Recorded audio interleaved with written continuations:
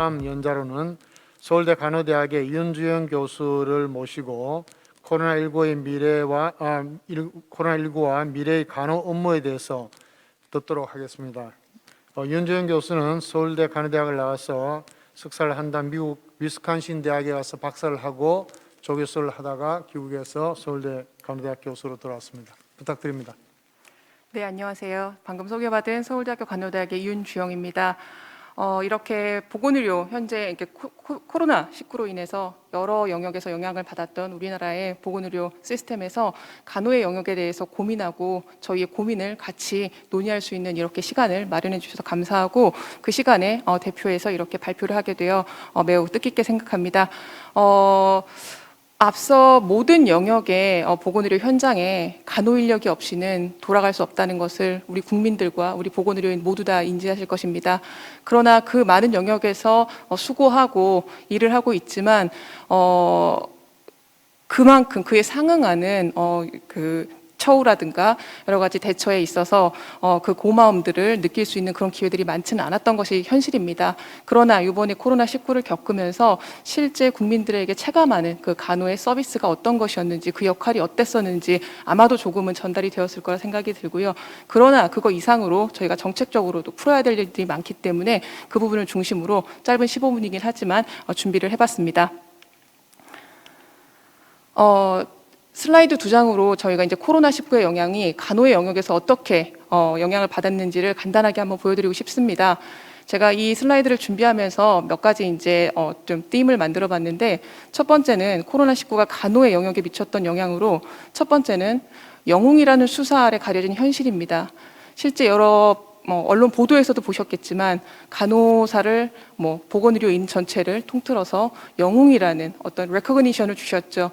고마운 것이 현실입니다. 매우 고맙고요. 그리고 아까 발표에서도 실제 전공의들이 그리고 대구에서 의사를 필요로 한다라고 얘기했을 때 정말 모든 것을 버리고 내려가셨던 분들 분명히 있습니다. 간호사들도 있고요. 그러나 실제로 그 현장에서 일했던 간호사들의 목소리를 조금 더 들어보면 영웅이라는 얘기를 하고 그 얘기를 듣고 있으면 너무나 비참했다. 실제 그런 고마움 이상으로 현실에서 내가 하고 있는 간호가 정말 진정한 간호인지에 대해서 매우 비참함을 느낄 수밖에 없었다. 그런 회의적인 얘기도 있었고요. 그리고 이제 국무총리께서 실제 이제 간호사들의 감사함을 이제 표현하기 위해서 편지를 쓴 이후에 실제 보라매 병원에서 근무했던 간호사가 편지에서 말씀하신 K방역의 성공신화는 매일매일 이 간호 현장에서 무너지고 있습니다. 라고 하면서 힘든 현실을 전달하기도 했습니다. 그리고 또한 세계 간호연맹에서 실제 아네트 케네디 회장께서도 간호사를 저평가하고 소모 가능한 인력으로 취급하는 현재의 보건의료 시스템에 대해서 경종을 울리는 발언을 했었고요. 그리고 간협에서도 실제 현장에서 코로나19로 인해서 그 돌봄을 제공하고 있는 간호사들이 안전에 매우 위협을 받고 있다. 이러한 것들을 모니터링하기 위한 간호의 지침이 시급하다라는 성명서를 내기도 했습니다. 두 번째로는 실제 현장에서 인펙션 컨트롤이라는 어떤 큰 저희의 위기 앞에서 방호복을 입고 실제 프론트라인에서 환자를 돌보고 있는 간호사들에게 너무 많은 위험들이 실제 몰려왔었습니다. 접촉을 줄여야 된다라는 그 명제하에 실제 모든 많은 서비스들이 간호사를 통해서 제공될 수밖에 없었고요. 그 안에서 고립감을 느꼈던 간호사들은 매우 힘든 그 감정들을 토로했었습니다. 또 한 인터뷰에서도 내가 이렇게 소모품처럼 한번 쓰이고 버려지는구나라는 느낌을 토로했던 간호사들도 있었고요. 실제 이것은 이제 작년 7월 통계였긴 하지만은 코로나19 현장에서 한 130여 명의 의료진들이 감염이 되었을 때 그중에 77명의 간호사들이 코로나에 감염됐던 것들이 보도되기도 했습니다. 이런 것들에 실제로 그 77명의 간호사가 감염이 되었지만 실제 모든 간호사들은 현장에서 감염에 대한 심각한 두려움을 느끼면서 그 위험을 떠안고 환자를 돌보아 왔습니다. 그러나 그 이후에 많이 개선되었지 않았던 그 인력에 대한 보완, 보충 그것들로 인해서 실제 많은 간호사들이 거리로 나와서 기자회견도 열고 하긴 했지만 아직까지도 그 부분은 해결되지는 않고 있습니다.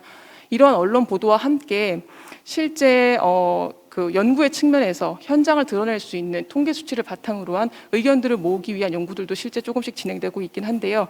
그래서 이제 건강가대안이라는 연구 집단에서는 코로나19 환자 경험 간호사를 설문조사를 했습니다. 실제 전국의 7개 병원, 전담병원을 코로나 전담병원을 대상으로 266명의 간호사들을 대상으로 했던 설문조사에서도 실제 업무 부담은 2배 이상 힘들었다. 90% 이상의 간호사들이 그렇게 응답을 했고요. 코로나19 환자 간호에 그 사전에 들어가기 전에 교육이나 훈련이나 정보 제공이 충분했느냐라는 설문에 57% 이상의 그 간호사들이 전혀 거의 못 받았다라고 응답을 했습니다. 받았다 하더라도 한 40%가 조금 받고 현장에 투입되었다라고 응답을 했고요. 그리고 코로나19 환자 병동 배치에 본인의 의사가 반영되었느냐라는 설문에서 본인의 의사와 무관하게 내가 이 병원에서 근무한다는 이유로 77%의 간호사들이 본인의 의사와 무관하게 배치를 받았습니다. 그리고 현장에서의 간호사 역할에 대한 분담이나 지원 체계가 적절했는가? 80% 이상의 간호사들이 아주 매우 많은 개선이 필요하다고 응답을 했습니다.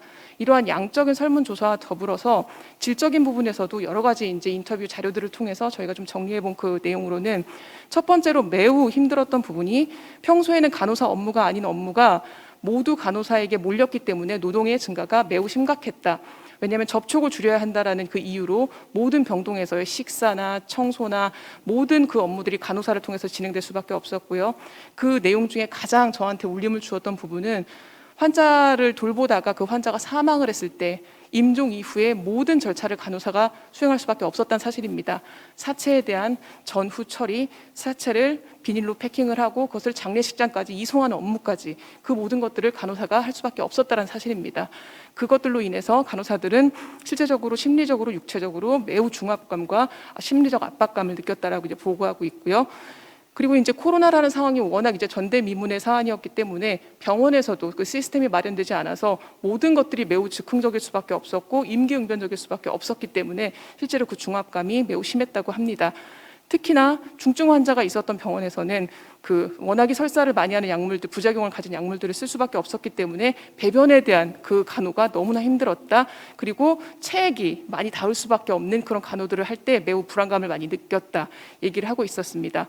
그리고 환자, 보호자, 의료진 모두가 불안과 공포에서 그 환자를 돌볼 수밖에 없었기 때문에 그런 심리적인 측면, 정서적인 측면에서 지지를 해줘야 되는 간호사가 오히려 내가 너무 그 부분에 있어서 힘들었다라고 얘기를 하고 있었고, 환자나 보호자가 일정 정도 그 불안 수치를 불안한 정도를 넘겨서서 폭력의 사건까지도 있어서 간호사들이 그런 위험에 노출되기도 했다라고 합니다. 이런 경험들을 겪으면서 실제 이제 이 코로나19 환자를 향후에 또 볼 의향이 있느냐, 그런 설문에서 마지막에서는 53%의 간호사가 절대 하고 싶지 않다, 어쩔 수 없으면 하겠다가 40%였습니다. 이러한 현장에서의 목소리들이 이제 우선 연구 결과로 하나의 정리가 되었습니다. 그럼 이 급성기 현장에서의 간호사들이 겪었던 이런 어려움들과 어려움들과 더불어서 지역사회에서는 또 어떤 임팩트가 있었는지를 한번 살펴볼 수 있겠습니다. 아까 이종구 교수님께서도 그 토론에서도 얘기하셨지만 실제 많은 그 노인들이 병원뿐만 아니라 지역사회에서도 안전하게 거주하실 수 있으면 오히려 코로나의 위험에서 조금은 좀 더 안전하게 지내실 수 있습니다. 그러나 실제 이제 요양시설이나 그 요양원 같은 그런 거주시설에서는 거의 이제 외부인들이 차단된 거의 시설 코호트 격리에 가까운 형태로 운영이 되고 있었고요. 복지관이나 주간보호센터 같이 노인들이나 장애인들이 그 낮 동안에 오갈 수 있는 그런 기관들은 거의 많은 기관들이 서비스 제공을 제한하거나 폐쇄하거나 휴관을 했습니다. 그렇기 때문에 그 노인들이나 장애인들은 집에서 거주하실 수밖에 없었지만 그 집에서 거주하면서 그 부응할 수밖에 없는 서비스들은 오히려 재가 방문 서비스들은 제한이 되고 오히려 그 방문 횟수를 줄였습니다. 그렇기 때문에 그 모든 돌봄에 대한 부담은 가족들에게 갈 수밖에 없었고요. 그러다 보니 가족들은 오히려 그 돌봄의 공백을 메꾸기 위해서 매우 힘든 현실에 처할 수밖에 없었습니다. 또한 기관에서 종사하고 있는 특히나 요양시설 같은 곳에서 종사하고 있는 분들도 그 업무의 부담, 피로도, 불안감 증가를 호소하고 있었고요. 그리고 재가 방문 서비스에서 핵심을 차지하고 있는 보건소의 방문 간호사들도 실제 오히려 내가 원래 돌봐야 되는 지역에서의 노인들과 장애인이 아니라 코로나19의 대응 인력으로 파견을 나가게 되면서 원래 본연의 업무를 수행할 수밖에 없는 업무의 공백을 호소하고 있었습니다. 그러다 보니 오히려 지역사회에서 많은 취약계층들이 그 취약한 현장에 오히려 더 위험 상황에 노출될 수밖에 없는 그런 부작용이 이제 노출될 수밖에 없었습니다. 이러한 현실들을 저희가 이제 마주하고 읽고 보고 하면서 그럼 실제 우리의 간호는 앞으로 어떻게 해야 되는가, 어떻게 그리고 무엇을 해야 되는가 많은 고민을 할 수밖에 없습니다. 그러면서 실제 우리의 간호가 무엇인가를 먼저 한번 생각을 해보았을 때 간호는 저희가 학문적으로 이렇게 정의를 하고 있습니다. 간호란 실제적, 잠재적 건강 문제에 대한 인간의 반응을, 건강 문제 자체에도 저희가 관심을 갖고 있지만 저희가 더 관심을 갖고 있는 부분은 그 인간의 건강 문제에 대한 반응입니다. 그것들을 진단하고 중지하는 것입니다. 그리고 개인, 가족, 인구 집단 및 지역사회의 질병을 예방하고 고통을 경감시키며 건강을 보호, 증진, 회복시키는 것이라고 저희는 간호를 정의하고 있습니다. 즉 간호는 그 코어의 핵심은 인간 중심적이고 그리고 홀리스틱한 접근을 통해서 그 인간이 원하는, 요구하는 부분에 대한 서비스를 상응하는 그런 서비스라고 저희는 정의하고 있습니다. 그리고 간호의 메타 패러다임 컨셉을 4가지로 가지고 있습니다. 인간, 그리고 그 인간이 얘기하는 건강, 그 건강에 영향을 미치는 환경, 그리고 그 환경에 영향을 받아서 문제가 생긴 그 건강의 문제들을 어떤 방식으로 너싱 액션, 간호의 활동으로서 대응하게 하는 그 4가지의 메타 패러다임을 가지고 있습니다. 보시다시피 워낙 큰 코로나19라는 그 현재의 지금 외부 환경적인 변화로 인해서 우리의 인간, 건강 모두 다 영향을 받았습니다. 그리고 그것을 상응하기 위해서 저희의 너싱 액션조차도 매우 급격하게 그리고 빠르게 변화하고 저희가 준비를 해야 되는 상황입니다. 이런 현상들을 저희가 가만히 앉아서 이제 성찰을 해볼 때 간호의 본질 자체는 아까 말씀드렸던 간호의 정의 자체는 절대 변하지 않을 것이고 변하면 안 된다라고 생각이 들고요. not change 할 거라 생각이 듭니다. 그러나 무엇을 어떻게 간호라는 것들로 전달을 할 것인가라는 간호의 방법은 변해야 하고 변할 것이라고 생각이 듭니다. 그래서 무엇을 변해야 하고 어떻게 변해야 할 것인가에 대해서 고민을 하기 위해서 최근에 퍼블리시되었던 올 초에 퍼블리시되었던 논문을 바탕으로 해서 미래의 간호에 관련해서 수학 분석을 한번 해왔던 그 결과를 공유하고자 합니다.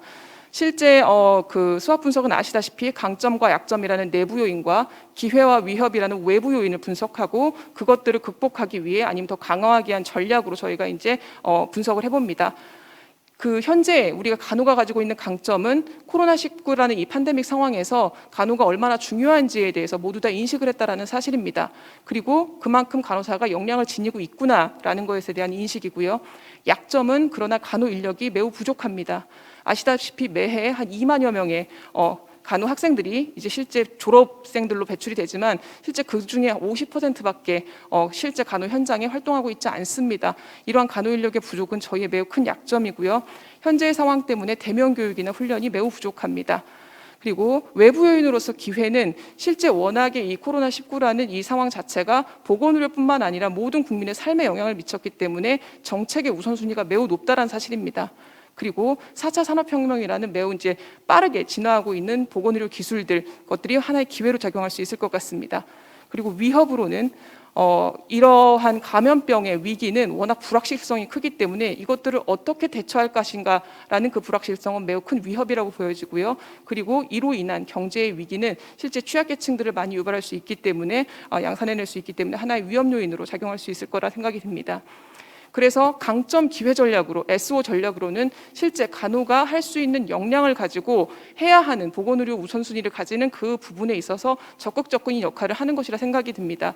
그 부분은 실제 간호가 매우 이제 잘 활동할 수 있는 건강증진이나 만성질환 관리와 같은 1차 의료 영역에서의 간호의 역량을 확충하는 것입니다. 그리고 약점 기회 전략으로 WHO 전략 같은 경우는 실제 매우 지금 빠르게 발전하고 있는 과학기술을 활용해서 그 인력의 부족이라든가 비대면 교육으로 인한 실습의 기회의 제한 이런 것들을 극복할 수 있는 전략들을 마련해야 된다고 생각합니다. 그리고 강점 위협 전략으로는 아까도 말씀드렸지만 SO 전략에서 실제 이러한 매우 큰 감염병의 위기에서 노출될 수밖에 없는 그 위험에 더 많이 노출될 수밖에 없는 그 취약계층에 대한 적극적인 접근 그리고 옹호 그런 활동들을 통해서 저희가 또 하나의 간호의 역할을 자리매김할 수 있을 거라 생각이 들고요.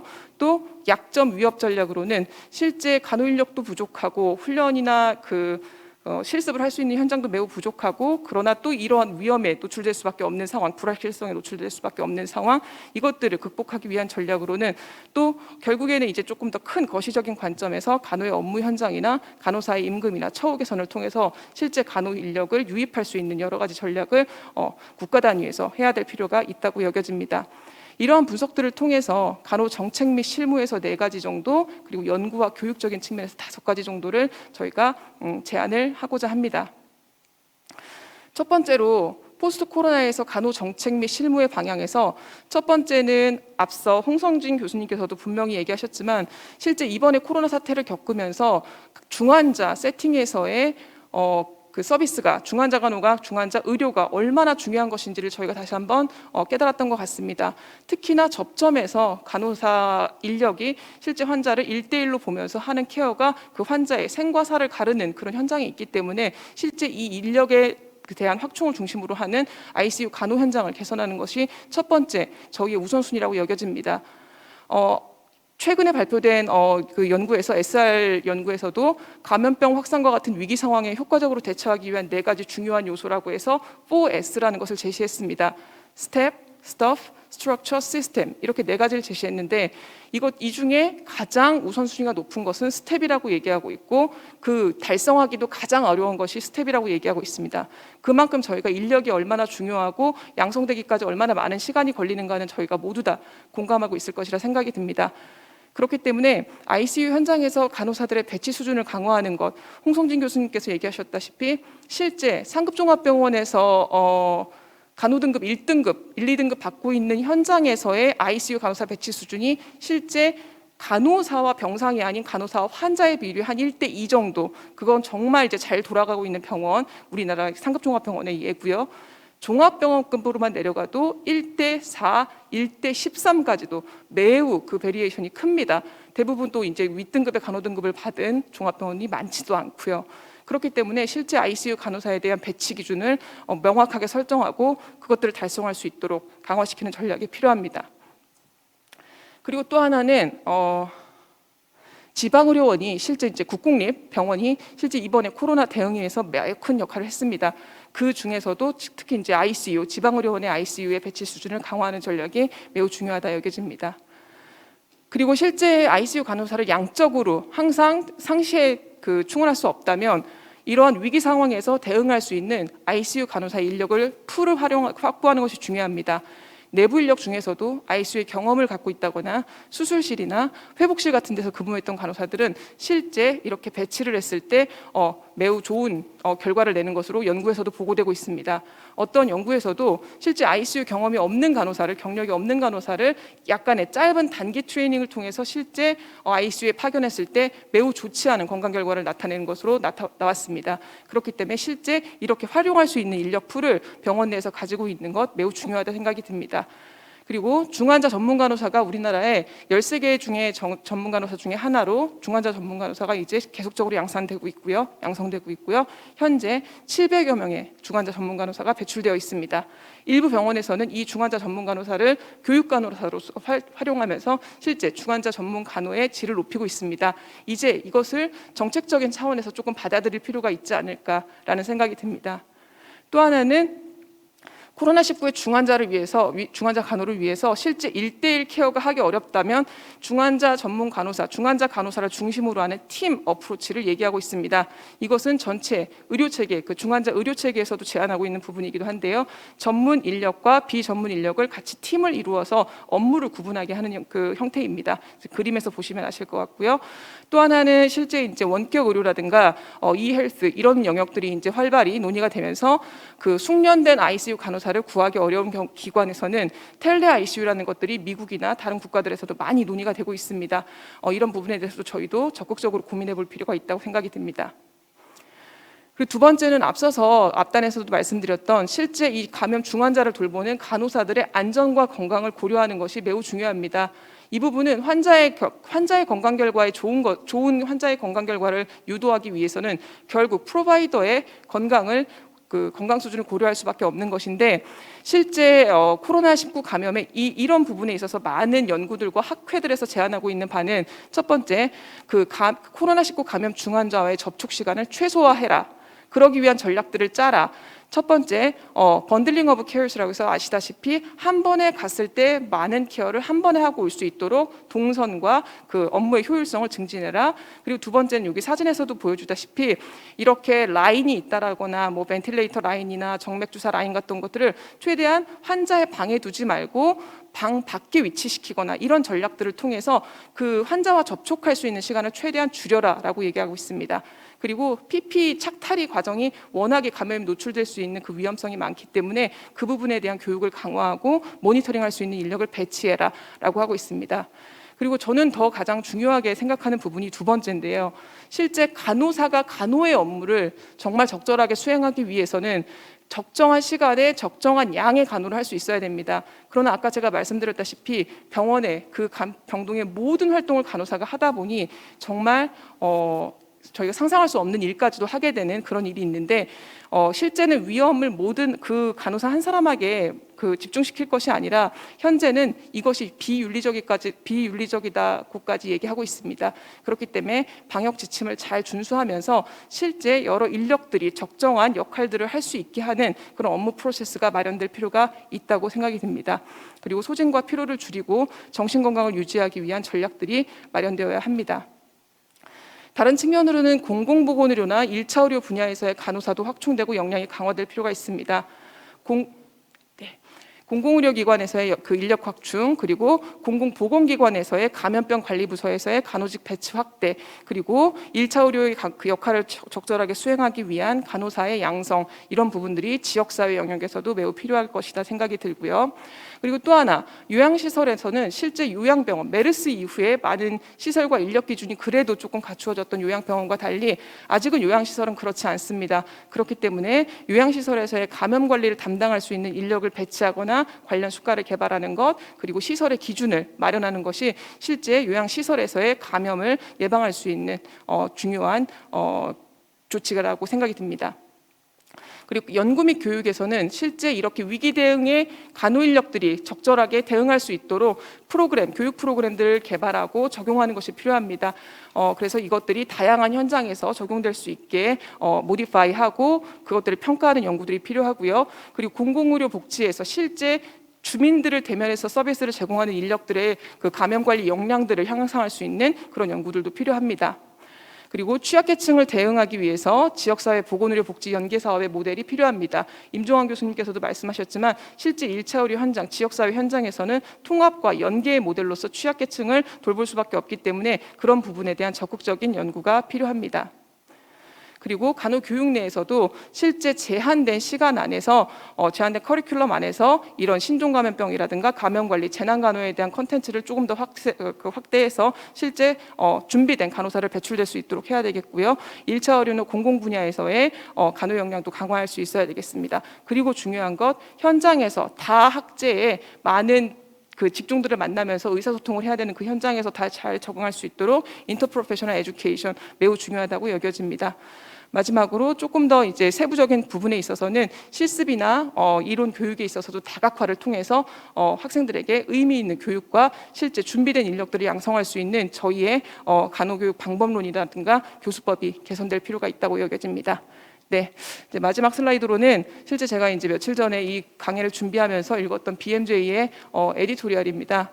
우리 프로바이더들이 이 현재 코비드-19이라고 하는 이 전대미문의 사안을 대응하면서 실제 조금 더 휴메인하고 퍼슨 센터드한 케어를 제공해야 된다라는 제목으로 하면서 우리가 지녀야 되는 진정한 리더러시 중에 하나가 이모셔널 리더러시다. 그것들은 페이션트를 위한 거기도 하지만 우리 자신을 위한 거기도 하다라고 하면서 쿼트가 있었습니다. 그래서 여러분들과 공유하고 싶어서 마지막 슬라이드로 준비했습니다. 예, 감사합니다. 네, 감사합니다. 충분한 시간을 드리지 못해 죄송합니다. 하실 말씀은 굉장히 많은데 이번 1년여에 걸친 코비드-19 팬데믹에서 간호사들의 기여와 헌신, 봉사는 누구도 부인할 수 없을 겁니다. 그런 현장에 대해서 잠깐 말씀을 드린다면 미래에는 이 스와트 분석을 통해서 잘 정리를 했고 SOW, ST, WT 전략에 대해서 어떻게 갈 것인지에 대해서도 구체적인 내용을 말씀을 해주셨는데 이걸 실제로 론칭을 하기 위해서 앞으로 해야 될 일이 굉장히 많으실 것 같습니다.